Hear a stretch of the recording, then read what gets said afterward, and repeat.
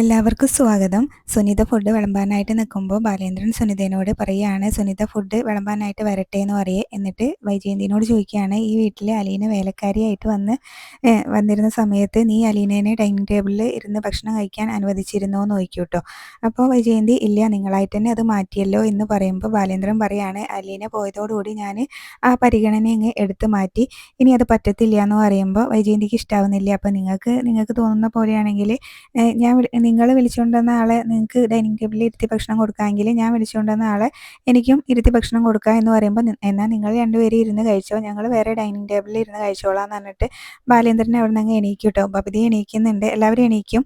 അപ്പോൾ സുനിതയാണെങ്കിലും അവിടെ നിന്ന് എന്താ ചെയ്യേണ്ടതെന്ന് അറിയാതെ വൈജയന്തിയുടെ മുഖത്തേക്ക് നോക്കുമ്പോൾ വൈജയന്തി സുനിതേനോട് അവിടെ ഇരിക്കാൻ തന്നെ കണ്ണുകൊണ്ട് കാണിക്കുകയാണ് കേട്ടോ. അപ്പോൾ കൃഷ്ണമോൾക്ക് അങ്ങ് ദേഷ്യം വരുന്നുണ്ട്. കൃഷ്ണമോള്, ചേച്ചിക്ക് ഇനിയും കാര്യം മനസ്സിലായില്ലേ, ചേച്ചി ഇവിടെ വീട്ടുജോലി ചെയ്യാൻ വന്നതാണോ അതോ കുടുംബകല ഉണ്ടാക്കാൻ വന്നതാണോ എന്ന് ചോദിക്കും. അപ്പോൾ സുനിത പറയുന്നുണ്ട്, ഞാനൊന്നും കലക്കാൻ വന്നതല്ല, ഞാൻ എല്ലാ വീട്ടിലും സാധാരണ അടുക്കളയിൽ ഇരുന്ന് തന്നെയാണ് ഭക്ഷണം കഴിക്കാറെന്ന് പറഞ്ഞിട്ട് സുനിത അവിടെ നിന്ന് അങ്ങ് അകത്തേക്ക് പോകും കേട്ടോ. അപ്പോൾ ബാലേന്ദ്രനും മക്കളും അവിടെ ഇരുന്ന് ഭക്ഷണം കഴിക്കുകയും ചെയ്യുന്നുണ്ട്. അപ്പോൾ വൈജയന്തിക്കാണെങ്കിൽ അതിൻ്റെ ഒരു ദേഷ്യം ഉണ്ട് കേട്ടോ മുഖത്ത്.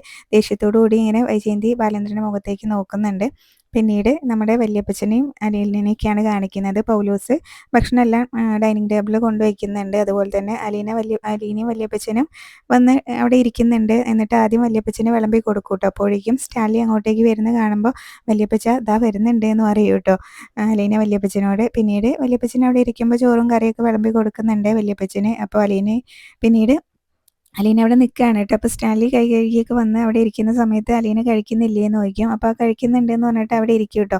എന്നിട്ട് പ്ലേറ്റൊക്കെ എടുത്ത് വെക്കുന്നുണ്ട്. സ്പൂണും അതുപോലെ തന്നെ ഫോർക്കൊക്കെ അവിടെ അടുത്ത് തന്നെ ഉണ്ട് കേട്ടോ. അപ്പോൾ അലീനയ്ക്കാണെങ്കിൽ അതുകൊണ്ടൊക്കെ കഴിക്കാൻ ഭയങ്കര മടിയാണല്ലോ. ചോറും കറിയൊക്കെ പ്ലേറ്റിലേക്ക് വിളമ്പി എടുക്കുന്നുണ്ട്. സ്റ്റാൻലി ആണെങ്കിൽ വന്ന് നൈഫും അതുപോലെ തന്നെ ഫോർക്കൊക്കെ ഉപയോഗിച്ച് ഓംലെറ്റോ എന്തോ എടുത്ത് പ്ലേറ്റിലേക്ക് കഴിക്കുന്നതൊക്കെ ചെയ്യുന്നുണ്ട് കേട്ടോ. എന്നിട്ട് അലീനയാണെങ്കിലും ഈ ചോറെല്ലാം വിളമ്പി ഇങ്ങനെ കൈകൊണ്ട് ഇങ്ങനെ കഴിക്കാനായിട്ട് തുടങ്ങുമ്പോഴേക്കും സ്റ്റാൻലി അങ്ങ് വിളിക്കും കേട്ടോ.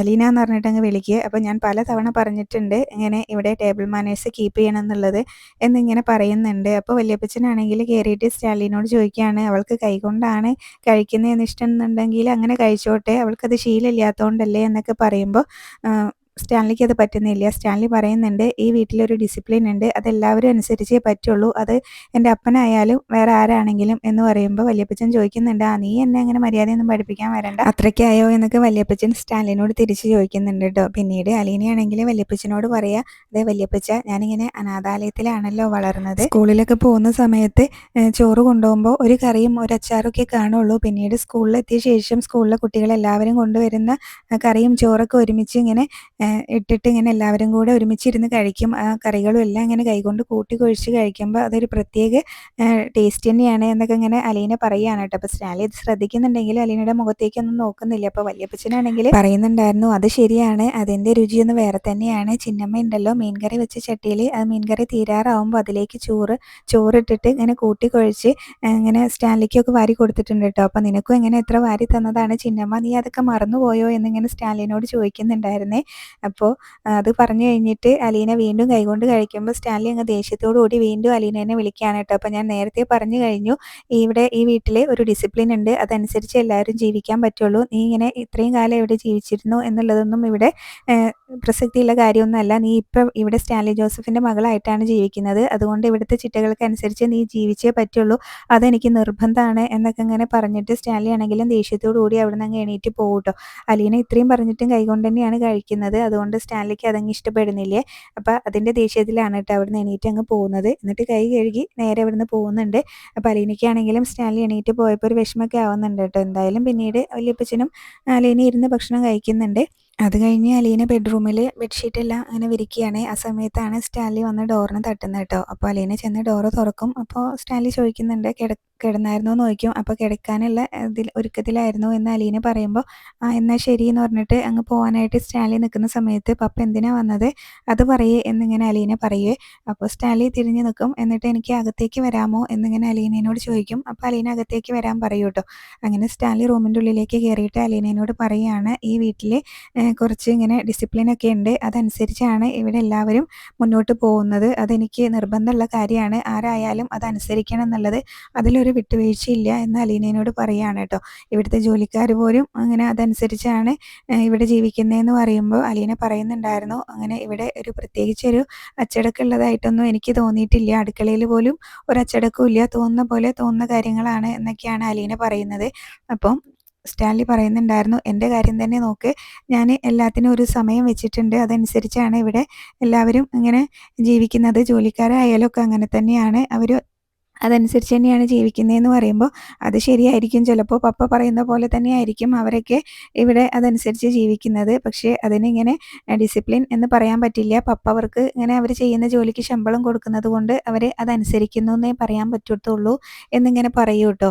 അപ്പോൾ പപ്പ ഉദ്ദേശിച്ച ഡിസിപ്ലിൻ എന്താ? പപ്പ രാവിലെ എണീറ്റാൽ മുതൽ ഒരു കയ്യിൽ സിഗരറ്റും ഒരു കയ്യിൽ ഇങ്ങനെ മദ്യ ഗ്ലാസ്സും ഉണ്ടാവുമല്ലോ, അതാണ് പപ്പയുടെ അച്ചടക്കം എന്നൊക്കെ ചോദിക്കുന്നുണ്ട്. അപ്പോൾ അതുകൊണ്ട് വേറെ ആർക്കും ശല്യം ഉണ്ടാവുന്നില്ലല്ലോ, ഞാൻ മദ്യപിച്ച് ആർക്കും ഒരു ബുദ്ധിമുട്ടും ഉണ്ടാക്കുന്നില്ലല്ലോ എന്നൊക്കെ സ്റ്റാൻലി ചോദിക്കുന്ന സമയത്ത് ശരിയാണ്, ഇപ്പോൾ പപ്പ അങ്ങനെ ഒരുപാട് വർഷങ്ങളായിട്ട് ശീലിച്ച് വന്നിട്ടുള്ള കാര്യങ്ങളാണ് പപ്പ ചെയ്യുന്നത്. അതുപോലെ ഞാൻ പപ്പയെ ധിക്കരിക്കാൻ വേണ്ടിയിട്ടല്ല ഡൈനിങ് ടേബിളിൽ വെച്ച് അങ്ങനെയൊന്നും ചെയ്തത്. ഞാൻ 23 വർഷമായിട്ട് ഇങ്ങനെ ശീലിച്ച് വന്ന ഒരുപാട് കാര്യങ്ങളുണ്ട്. ഇപ്പോൾ പപ്പയ്ക്ക് പെട്ടെന്ന് ഞാൻ ഇങ്ങനെ മദ്യപിക്കുന്നതും സിഗരറ്റ് വലിക്കുന്നതും ഒക്കെ നിർത്തണം എന്ന് പറഞ്ഞാൽ അത് പറ്റത്തില്ലല്ലോ എന്ന് ചോദിക്കും. അപ്പോൾ സ്റ്റാൻലി ഇല്ല എന്ന് പറയുന്നുണ്ട്. അതുപോലെ തന്നെയാണ് എൻ്റെ കാര്യവും, ഞാൻ പതുക്കെ അതെല്ലാം മാറ്റാൻ ശ്രമിച്ചോളാം എന്നൊക്കെ അലീന പറയുന്നുണ്ട് കേട്ടോ. അതൊക്കെ കഴിഞ്ഞ് പിന്നീട് അവർ കാര്യങ്ങളെല്ലാം സംസാരിച്ച് കഴിഞ്ഞ് സ്റ്റാൻലി ഗുഡ് നൈറ്റൊക്കെ പറഞ്ഞിട്ട് അവിടെ നിന്ന് അങ്ങ് പോകുന്നുണ്ട്. പതുക്കെ അലീന അതെല്ലാം മാറ്റിക്കോളാം എന്ന് പറയുന്നുണ്ടല്ലോ, അതുകൊണ്ട് തന്നെ പിന്നീട് രാവിലെ കൃഷ്ണമോള് മുറ്റടിക്കുന്നത് കണ്ടുകൊണ്ട് അങ്ങോട്ടേക്ക് വരുന്നുണ്ട് കേട്ടോ വൈജയന്തി. അത് കഴിഞ്ഞ് നേരെ സുനിതയുടെ റൂമിലേക്കാണ് ചെല്ലുന്നത്. അലീന കിടന്നിരുന്ന റൂം തന്നെയാണ് കേട്ടോ സുനിതയ്ക്കും കൊടുത്തിട്ടുള്ളത്. അവിടെ ചെന്ന് ഡോറിന് തട്ടുമ്പോൾ സുനിത എണീറ്റിട്ടുണ്ടാവില്ല. അപ്പോൾ സമയം എത്രയായി നോക്കിയേ വൈജയന്തി സുനിതേനോട്. അപ്പോൾ എത്രയായി എന്നിങ്ങനെ തിരിച്ച് സുനിത ചോദിക്കുന്ന സമയത്ത് എത്രയോ 6:45 എത്രയോ പറയുന്നുണ്ട് കേട്ടോ. അപ്പോൾ സാധാരണ സുനിതയാണെങ്കിൽ 6:45 ആകുമ്പോഴാണ് എണീക്കാറുള്ളത് എന്ന് പറയുമ്പോൾ അതിവിടെ പറ്റത്തില്ല, ഒരു 5:30 എണീക്കണം എന്നാണ് വൈജയന്തി പറയുന്നത്. അപ്പോൾ അത് പറ്റത്തില്ല എനിക്ക്, ഞാൻ ഇങ്ങനെ വേണമെങ്കിൽ ഒരു 6:15 എണീക്കാമെന്ന് പറയുന്നുണ്ട്. എന്നിട്ട് സുനിതയോട് ചോദിക്കുന്നുണ്ട് കേട്ടോ, നീ ഇന്നലെ ബെഡിലാണോ കിടന്നത്? നിനക്ക് ഞാൻ കോസരി അതുപോലെ തന്നെ ബെഡ്ഷീറ്റൊക്കെ തന്നതല്ലേ, നിലത്ത് കിടക്കാൻ പാടില്ലായിരുന്നു എന്ന് ചോദിക്കുമ്പോൾ സുനിത പറയുന്നുണ്ട്, അതെനിക്ക് പറ്റത്തില്ല, നടുവേദനയാണ്, ബെഡിലേ കിടക്കത്തുള്ളൂ എന്ന് പറയാം. ആ ശരി, എന്നാൽ വേഗം അടുക്കളയിലേക്ക് വരാൻ നോക്കുക എന്ന് പറഞ്ഞിട്ട് വൈജയന്തി അവിടെ നിന്ന് പോകും. അപ്പോൾ കൃഷ്ണമോള് ഹാളിൽ തന്നെ ഉണ്ടായിരുന്നു. അമ്മയ്ക്ക് ചായ കിട്ടിയോ എന്ന് ചോദിക്കട്ടോ. അപ്പോൾ ഇല്ല എന്ന് പറയുമ്പോൾ ചായ എടുത്ത് കൊടുക്കുന്നുണ്ട് വൈജയന്തിക്ക്. അപ്പോൾ ഇതാരിട്ട് ചായയാണെന്ന് നോക്കുമ്പോൾ ഇത് ഞാനോ ബബിതേച്ചിയോ രോഹിയേട്ടനൊക്കെ ഇട്ടാലും ഈ ചായ തന്നെയായിരിക്കും, അലീന ചേച്ചിയുടെ റെസിപ്പിയാണ് എന്ന് പറയുമ്പോൾ ആ പേര് ഞാനിവിടെ പറയരുത് എന്ന് പറഞ്ഞിട്ടില്ലേ എന്ന് നോക്കി. സോറി എന്ന് പറയും. അപ്പോൾ കൃഷ്ണമോൾ അപ്പോൾ ബബിത എവിടെയെന്ന് നോക്കുമ്പോൾ കാണിച്ചു തരാം വാ എന്ന് പറഞ്ഞിട്ട് കിച്ചണിലേക്ക് കൂട്ടി കൊണ്ടുപോവുകയാണ്. അപ്പോൾ ബബിത രോഹിതൊക്കെ അടുക്കളയിൽ ബ്രേക്ക്ഫാസ്റ്റിനുള്ള പരിപാടികളൊക്കെ നോക്കിക്കൊണ്ടിരിക്കുകയാണ്. ബബിത അവിടെ ദോശ എന്തോ ഉണ്ടാക്കുന്നുണ്ട്, അതുപോലെ തന്നെ കറിക്ക് അരിയൊക്കെ ചെയ്യുന്നുണ്ട് കേട്ടോ രോഹിത്ത്. അപ്പോൾ നിങ്ങൾ എന്താ ഇവിടെ എടുക്കുന്നതെന്ന് നോക്കി. അപ്പോൾ ബ്രേക്ക്ഫാസ്റ്റ് ഉണ്ടാക്കുകയാണ്. അമ്മ ഇങ്ങോട്ട് കയറി വന്ന് ഞങ്ങളുടെ ദേഹണ്ടൊക്കെ ഒന്ന് കാണുമെന്ന് പറയേ. അപ്പോൾ നിങ്ങൾക്കൊന്നും വേറെ പണിയില്ലേ, ഞാനിവിടെ ഒറ്റയ്ക്ക് അടുക്കളയിൽ നിന്ന സമയത്ത് എന്നെ ആരും സഹായിക്കാനില്ലായിരുന്നല്ലോ, ഇപ്പോൾ എന്തോ പറ്റി നിങ്ങൾക്ക് പഠിക്കുക എന്നുള്ളതല്ലേ, നിങ്ങളുടെ ജോലിയൊന്നും ചെയ്യേണ്ടെന്നൊക്കെയാണ് കേട്ടോ വൈജയന്തി പറയുന്നത്.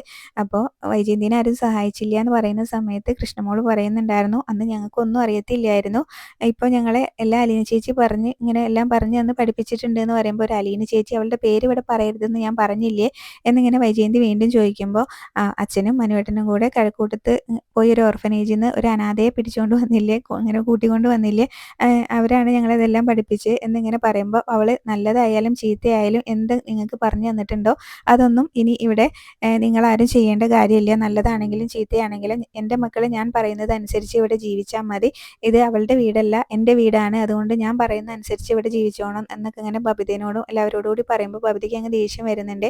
അപ്പം ഞങ്ങൾക്ക് ഇങ്ങനെ വായിക്ക് രുചിയുള്ളത് ഉണ്ടാക്കി കഴിക്കാനുള്ള സ്വാതന്ത്ര്യം പോലും ഇവിടെ ഇല്ലേ, വേലക്കാരി അവരുടെ ഇഷ്ടത്തിന് ഓരോന്ന് ഉണ്ടാക്കി വെക്കുന്നത് ഞങ്ങൾ കഴിക്കണോ എന്നൊക്കെയാണ് കേട്ടോ ബബിത ചോദിക്കുന്നത്. വൈജയന്തി ആണെങ്കിലും മനഃപൂർവ്വം ഓരോ പ്രശ്നം ഉണ്ടാക്കാൻ വരുന്ന കാണുമ്പോൾ തന്നെ രോഹിത് പറയുന്നുണ്ട്, അമ്മ വെറുതെ ഇനി ഇവിടെ ഒരു നരകമാക്കരുത്, ഞങ്ങൾ സ്നേഹത്തോടും സമാധാനത്തോടും കൂടി ജീവിച്ച് പോവുകയാണെന്ന്. അപ്പോൾ ഞാൻ വന്നതാണ് അവിടെ നരകം നോക്കിയപ്പോൾ ഞാൻ അങ്ങനെയല്ല പറഞ്ഞത്, ഇനി ഇത് നരകം ആക്കരുത് എന്നാണ് പറഞ്ഞതെന്ന് പറയും. അപ്പോൾ ബബിതയോട് പറഞ്ഞല്ലോ ബ്രേക്ക്ഫാസ്റ്റ് ഒന്നും ഉണ്ടാക്കണ്ടെന്ന്. അപ്പോൾ അതിൻ്റെ ദേഷ്യത്തിൽ ബബിതയാണെങ്കിലും എന്താണെന്ന് വെച്ചാൽ ചെയ്യുമെന്ന് പറഞ്ഞിട്ട് നശിപ്പിച്ചേ അടങ്ങുള്ളൂ എന്നൊക്കെ പറഞ്ഞിട്ട് ആ ദോശ ചുട്ടുകൊണ്ടിരിക്കുന്ന സമയത്ത് ആ ഉണ്ടാക്കിയ ദോശ കേസറോളിക്ക് എടുത്ത് വെച്ചിട്ട് ആ ചട്ടകം അങ്ങ് വൈജയന്തിയുടെ അടുത്ത് കൊടുത്ത് അങ്ങ് ഇറങ്ങി പോവുകയാണ് കേട്ടോ ദേഷ്യത്തിൽ. പിന്നീട് സുനിതയും വൈജയന്തിയും കൂടെ സംസാരിക്കുകയാണ്. അവർ ഉച്ചയ്ക്ക് ചോറുണ്ടാക്കാനൊക്കെയുള്ള പരിപാടിയാണ് കേട്ടോ. സുനിത എന്തോ പച്ചക്കറി അരിയുന്നുണ്ട്. അപ്പോൾ വൈജയന്തി പറയുന്നുണ്ടായിരുന്നു, ഒരു വൃത്തിയുണ്ടെന്ന് പറഞ്ഞിട്ട് കാര്യമില്ല, എടുത്ത സാധനം അതാത് സ്ഥലത്ത് തന്നെ എടുത്ത് വെക്കണം എന്നൊക്കെ പറയുന്നുണ്ട് കേട്ടോ. അപ്പോൾ ചേച്ചീന്ന് വിളിച്ചാണ് സുനിത സംസാരിക്കുന്നത്. അപ്പോൾ പറയുന്നുണ്ട്, ചേച്ചി വിളി വേണ്ട, ഒന്നിലും മേഡം അല്ലെങ്കിൽ കൊച്ചമ്മ, ഇതിൽ ഏതെങ്കിലും ഒന്നും മതി, അല്ലെങ്കിൽ അത് പ്രശ്നമാവും എന്ന് പറയുന്നുണ്ട് കേട്ടോ. അപ്പോൾ സുനിത ഫ്രിഡ്ജ് തുറന്ന് നോക്കുന്ന സമയത്ത് ചിക്കനും മീനൊന്നും കണ്ടില്ല എന്നൊക്കെ വൈജയന്തിനോട് പറയുമ്പോൾ, അതൊക്കെ നമുക്ക് നാളെ സെറ്റാക്കാം, അത്യാവശ്യമുള്ള സാധനങ്ങളുടെ ലിസ്റ്റ് തന്നാൽ മതി എന്ന് വൈജയന്തി പറയുന്നുണ്ട്. അപ്പോൾ ബബിതയും കൃഷ്ണമോളും അടുക്കളയിലേക്ക് വരുന്നുണ്ട് കേട്ടോ. അപ്പോൾ ഇവരിതെല്ലാം കണ്ടുകൊണ്ട് നിൽക്കുന്നിടത്താണ് ഇന്നത്തെ എപ്പിസോഡ് അവസാനിച്ചത്. പിന്നീട് പ്രൊമോ കാണിക്കുന്നുണ്ട്, നമ്മുടെ മനുവിനെ വിളിച്ചിട്ട് അവിടുത്തെ കാര്യങ്ങളെല്ലാം പറയുന്നുണ്ടായിരുന്നു കേട്ടോ. അലീന കേണലും മിക്കവാറും കേണലും ഞാനും കൂടെ ഏറ്റുമുട്ടാനുള്ള എല്ലാ സാധ്യതയും കാണുന്നുണ്ട് എന്ന് പറയുമ്പോൾ, അത്രയ്ക്ക് ധൈര്യമൊക്കെ നിനക്ക് വന്നോ എന്നിങ്ങനെ മനു തിരിച്ച് അലീനോട് ചോദിക്കുന്നുണ്ട്. അത് കഴിഞ്ഞ് അവർ കോൾ കട്ട് ചെയ്ത് മനു ഇങ്ങനെ കുളത്തൂപ്പുഴ എന്നൊക്കെ ഇങ്ങനെ പറയുന്നുണ്ട് കേട്ടോ. ചിലപ്പോൾ അങ്ങോട്ടേക്ക് പോകാനുള്ള വല്ല പ്ലാനും ഉണ്ടാവും. പിന്നീട് ബാലേന്ദ്രൻ മക്കളെല്ലാം വിളിച്ചുകൊണ്ട് പുറത്തേക്ക് പോവാണ് കേട്ടോ. ഉച്ചയ്ക്ക് ഭക്ഷണം കഴിക്കാനാണെന്ന് തോന്നുന്നുണ്ട്. അപ്പോൾ വൈജയന്തി ചോദിക്കുന്നുണ്ട്, മക്കളെ ഇന്ന് മാത്രമേ വിളിച്ചുകൊണ്ട് പോയി സൽക്കരിക്കാൻ കണ്ടുള്ളൂ ബാലേന്ദ്രനെ, അപ്പോൾ ഓരോന്ന് ചെയ്യുമ്പോഴും ഇങ്ങനെ എന്നെ തോൽപ്പിക്കുക എന്നാണ് എല്ലാവരുടെയും വിചാരം, പക്ഷേ സ്വയം തോൽക്കുകയാണെന്ന് തിരിച്ചറിയുന്നില്ല എന്നൊക്കെ പറയുമ്പോൾ ബാലേന്ദ്രനും തിരിച്ച് നന്നായിട്ട് പറയുന്നു. അതുപോലെ തന്നെ വൈജയന്തി ബാലേന്ദ്രനോട് ചോദിക്കുകയാണ്, വൈജയന്തി ബാലേന്ദ്രൻ്റെ ആരാന്നുള്ളത്. അപ്പോൾ ബാലേന്ദ്രൻ പറയുന്നുണ്ടായിരുന്നു, എൻ്റെ മനസ്സിൽ നിന്ന് ഇറങ്ങി പോയിട്ടുണ്ടെങ്കിൽ തിരിച്ചു കയറാൻ എൻ്റെ അനുവാദം ചോദിക്കണം, ഇത് എവിടേക്കോ അലഞ്ഞു തിരിഞ്ഞ് ഇങ്ങനെ ഗതിയില്ലാതെ ഞാനില്ലാത്ത സമയം നോക്കി കയറി വന്ന പ്രേതാണ് എന്നൊക്കെ വൈജയന്തിയുടെ മുഖത്ത് നോക്കി തന്നെ ബാലേന്ദ്രൻ പറയുന്നുണ്ട് കേട്ടോ. അപ്പോൾ അത് വൈജയന്തിക്ക് ചെറിയൊരു വിഷമമൊക്കെ ഉണ്ടാക്കുന്നുണ്ട്. അപ്പോൾ ഇത്രയൊക്കെയാണ് പ്രമോല് കാണിച്ചിട്ടുണ്ടായിരുന്നത്.